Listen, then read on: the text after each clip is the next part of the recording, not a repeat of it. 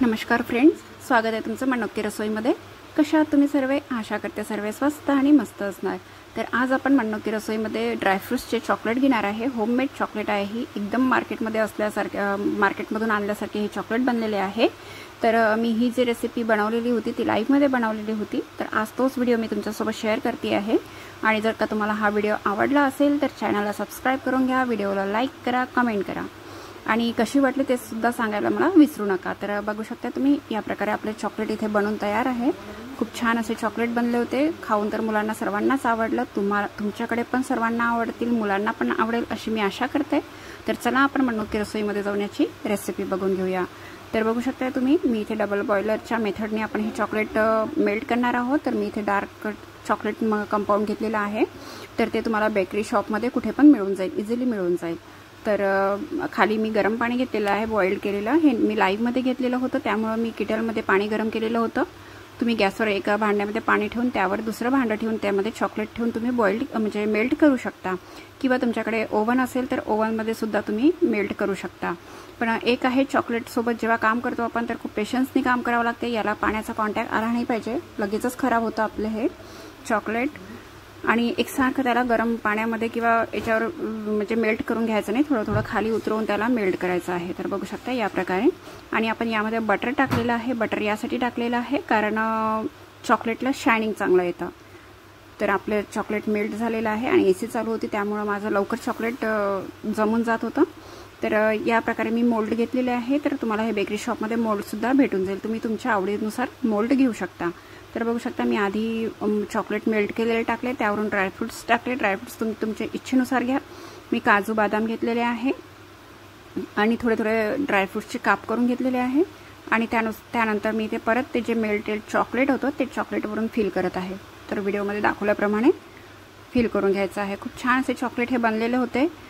कोणीच विश्वास करणार नाही की हे चॉकलेट घरी बनलेले आहे। खूप छान असे चॉकलेट बनतात, तर तुम्ही नक्कीच बनवून बघा। खूप इझी आहे, खूप सोप्या पद्धतीने आहे चॉकलेट बनवणं।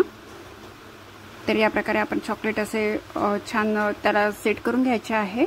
आणि जो बाहेर आलेला पार्ट आहे त्याचा काही हरकत नाही, शेपला काही बिघडणार नाही। थोडं हटवू शकता, किंवा जेव्हा हे पूर्ण सेट झालेलं असतं तेव्हा सुद्धा आपण बाहेरचा जास्त आलेला भाग आपण काढून घेऊ शकतो चाकूने।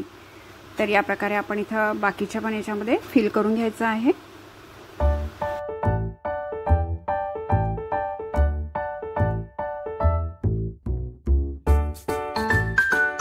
थोडे थोडे आणि त्यावरून परत मेल्टेड चॉकलेट टाकून त्याला फिल करून घ्यायचं आहे।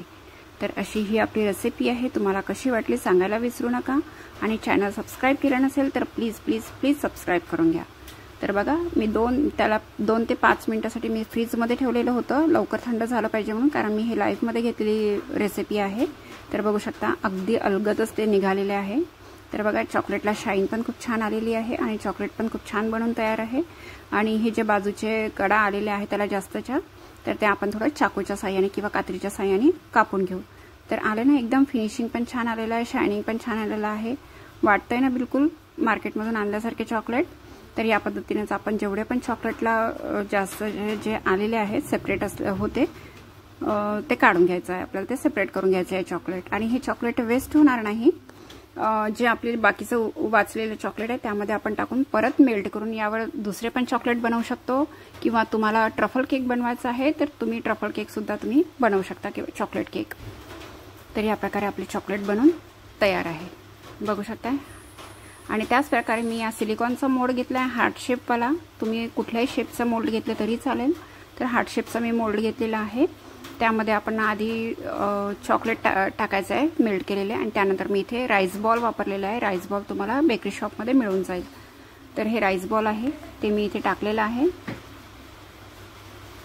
तर बघू शकताय तुम्ही, लाईव्हमध्ये होतं म्हणून ते थोडं जास्त हे दिसत होतं। तर त्याच प्रकारे आपण जे पहिलं चॉकलेट जे मेल्ट केलेलं होतं म्हणजे फिल केलेलं होतं त्याच प्रोसिजरनं आपल्याला हेच चॉकलेट सुद्धा फिल करून घ्यायचे आहे।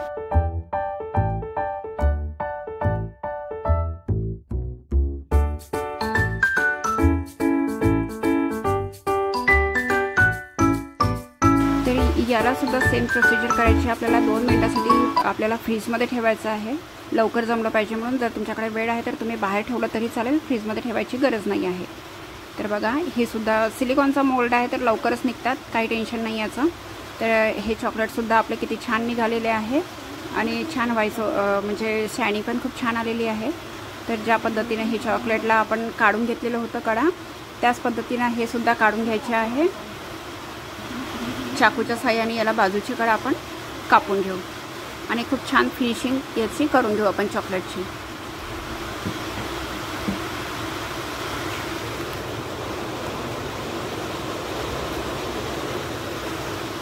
मी प्रत्येक ड्रायफ्रूट्सचे असो किंवा रॉक चॉकलेट असो किंवा डेअरी मिल्क चॉकलेट असो, मी सर्व घरीच बनवते.